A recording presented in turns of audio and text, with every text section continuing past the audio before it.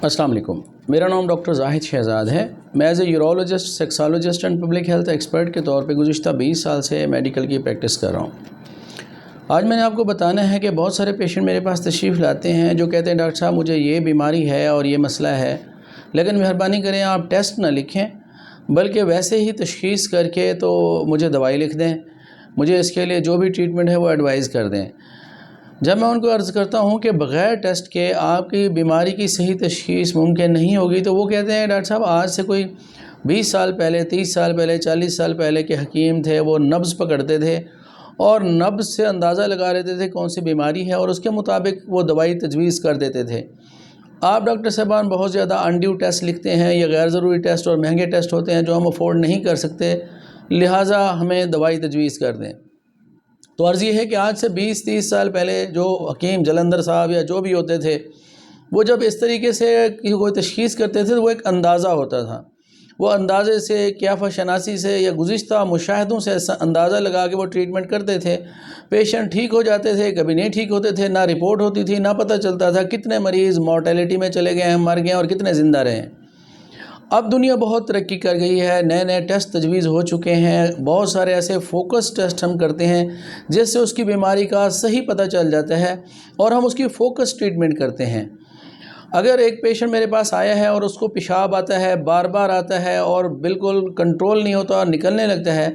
तो उसके लिए मेरे जहन में 3-4 बीमारियां एट ए टाइम हो सकती हैं। क्या इसको यूरिनरी ट्रैक्ट इन्फेक्शन UTI है, इसको प्रोस्टेट हुई है, इसको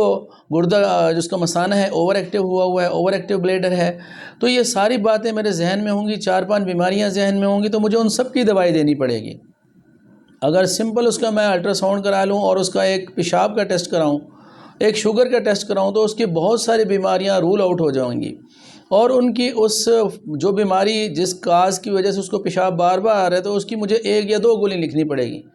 अगर मैं बग़ैर टेस्ट के लिखूंगा तो मेरे जहन में जो डिफरेंशियल डायग्नोसिस है 3-4 बीमारियों का, उसमें फिर मेरी 1-2 बीमारियां रूल आउट करने के बाद मुझे 2-3 बीमारियों की दवाई देनी पड़ेगी, ताकि जिनमें से कोई हो तो मैं उसकी दवाई एक न एक तो लग ही जाएगी। तो ये अनड्यू ट्रीटमेंट है और गलत दवाई है, गलत प्रिस्क्रिप्शन है, गलत तरीका है। किसी को बुखार हुआ है, बुखार की बहुत सारी वजूहात हैं। अब बुखार के लिए जब मैं ट्रीटमेंट करने से पहले उसके कुछ टेस्ट करा लूँ, उसका मलेरिया का टेस्ट कराऊँ, डेंगू का टेस्ट कराऊँ, UTI का टेस्ट कराऊँ और उसके टाइफाइड का, तो जो बीमारी निकले उससे रिलेटेड मैं एक एंटीबायोटिक लिखूंगा, उससे वो जल्दी ठीक हो जाएगा। इसी तरीके से किसी को अगर मर्दाना कमज़ोरी है, उसको इरेक्टाइल डिस्फंक्शन है, तनाव नहीं आता, तो उसको मुझे हिस्ट्री देखनी होगी, उसका एग्जामिनेशन करना होगा, फिर कुछ टेस्ट तजवीज़ करने होंगे कि इसको क्या काज है, किस वजह से इसको ये बीमारी मर्दाना कमज़ोरी है। क्या इसका साइकोलॉजिकल काज है, नफ्सियाती प्रॉब्लम है, इसके हार्मोन्स का मसला है, इसका सिचुएशनल एंग्जाइटी है, इसको किस वजह से प्रॉब्लम हो रहा है। जब तक मैं उसके टेस्ट करा के उसकी तशख़ीस नहीं करूँगा तो मैं उसकी प्रॉपर दवाई नहीं दे सकूँगा। आजकल के वो तमाम लोग, वो तमाम तबीब जो ये नब्ज़ देखते हैं, चेहरा देखते हैं, आँखें पढ़ते हैं, ज़ुबान चेक करके सिर्फ ये कह देते हैं इसको फ़लाँ बीमारी है, वो आपको धोखा दे रहे हैं, वो मिसगाइड कर रहे हैं, वो अंदाज़े से ट्रीटमेंट कर रहे हैं और इस अंदाज़े से ट्रीटमेंट की कोई हकीकत नहीं होती और कोई अथेंटिसिटी नहीं होती। ये अथेंटिक ट्रीटमेंट नहीं है। दुनिया का जो जदीद तरीन तरीक़ेकार है, उसमें पहले आपकी मुकम्मल हिस्ट्री ली जाती है, बीमारी की पूरी तफसील डिटेल मालूम की जाती है, फिर डॉक्टर आपके सारे सिस्टम को भी चेक करता है। पूरे सिस्टम को देखने के बाद वो आपका उससे रिलेटेड लोकल एग्जामिनेशन करता है। बाद में वो इससे रिलेटेड जो समझता है, जो ज़रूरी टेस्ट हैं, वो टेस्ट तजवीज़ करता है। ये तमाम चीज़ें जब हमारे पास कंपाइल हो जाती हैं, जमा हो जाती हैं, फिर हम एक फ़ाइनल डायग्नोसिस तशख़ीस पे पहुंचते हैं और फिर दवाई देते हैं, पेशेंट 100% ठीक हो जाता है। हमारा अलमिया ये है कि हमारे मुल्क के अंदर ये टेस्ट मरीज़ को अपनी जेब से देने पड़ते हैं।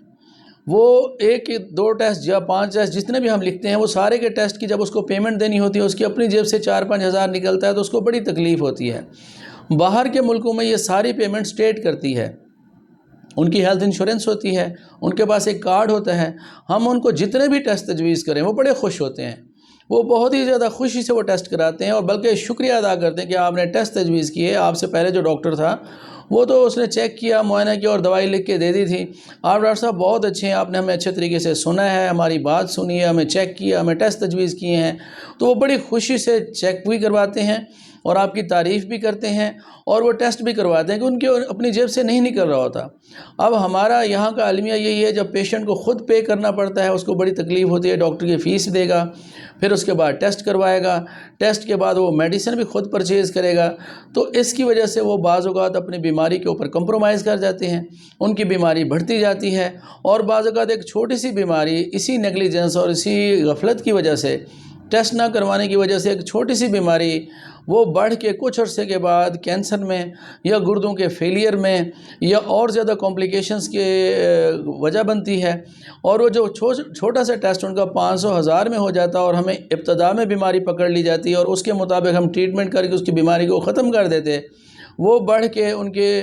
سسٹم کو بھی خراب کر دیتی ہے، اور بعض اوقات تو ٹرانسپلانٹ تک کام چلا جاتا ہے، گردے کی تبدیلی کے عمل تک چلا جاتا ہے، جبکہ شروع میں سکریننگ سے ہم ان کو بچا سکتے تھے، ان کو ٹھیک کر سکتے تھے۔